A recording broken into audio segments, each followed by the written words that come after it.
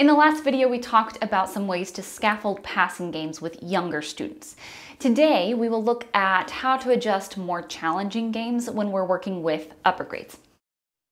With older students, especially those that we would consider to be like older beginners, one trap we can fall into is giving them something that is physically too advanced in relation to their musical coordination. Speaking for myself here, we do this, I think, because we don't want students to be bored and we don't want them to check out because the game is too easy. But in fact, the opposite is going to happen. If students don't feel successful, that's when they check out, and that's when they look for ways to make the activity more interesting. That tends to be through behavior that, as the teachers, we would rather that they avoid. So one of the things that can separate passing games from more advanced rather than more simple is the number of objects in the circle. Passing games that are simple are very often going to have one object that the whole class passes around. That's what we talked about in the last video. More complex passing games are more than likely going to use like one object for each student. And one reason that is so tricky is that we all have to coordinate the pickup and the drop off and which direction we are picking up and dropping off. So here are some things to think about when we are working with passing games that have multiple objects moving around the room. This is specifically for passing games with an object and not for like passing a clap around the room, like Vamos a jugar or a Cuacua de la Omar, right? So here we go. I know this seems so obvious, but take the time to establish where your right hand is and where your left hand is, and then establish what it feels like to pass to the neighbor on the right.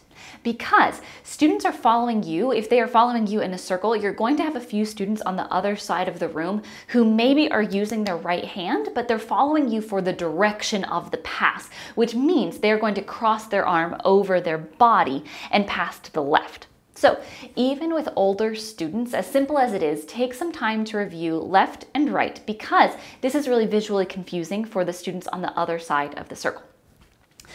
And then while we are on the subject of, what it looks like visually, students are going to have an easier time with this passing game if they actually don't watch you. They're going to have an easier time if they're watching the people next to you. So instead of looking across the room and trying to figure out how to do things backwards visually, you can have them look just at their immediate neighbors. And that helps us all work together like a team or like a giant clock.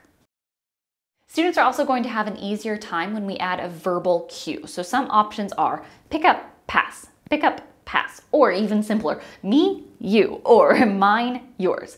Whatever it is, you can add this verbal cue as an ostinato while you sing the song. And then eventually, after students are done speaking it, they can whisper it and then transition to thinking it in their heads.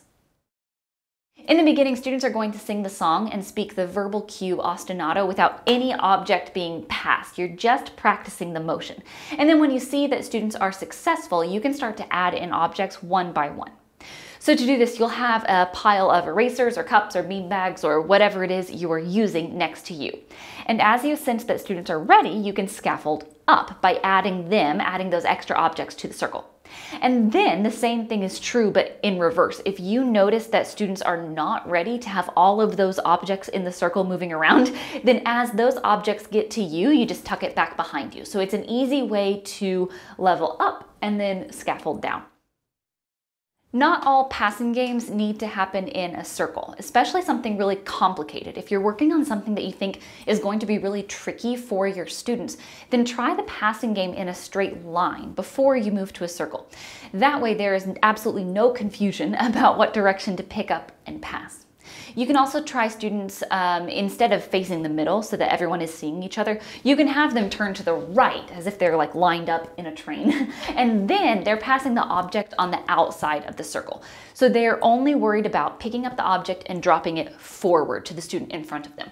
And this totally eliminates the left and right passing confusion altogether. We're just going from here in front of me, here in front of me. The whole game part of a passing game is that things can go wrong.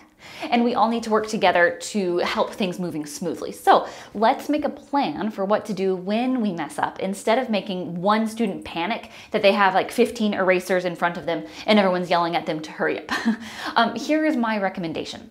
No matter what, you are doing this motion: pick up, pass, you, me, mine, yours, even if there's nothing in front of you, even if there's not an object.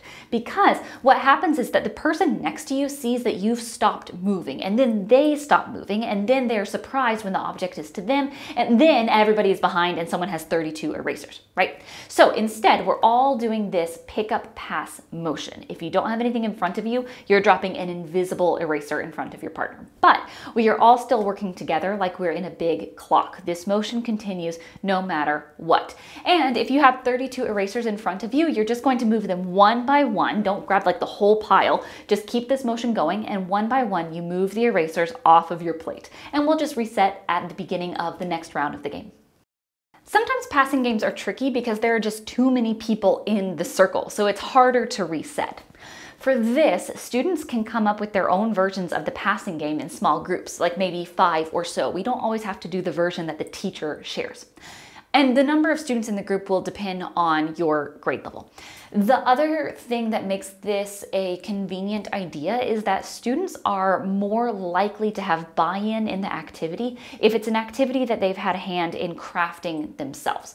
So especially with, like I said, what we would consider to be older beginners. This is something that we did in the planning binder at when we were working on Steady Beat. So having students come up with their own combinations is a really great way to let them choose their appropriate scaffold, because they can make it more simple by just maybe passing at a slower tempo, or passing every 2 beats instead of on the beat.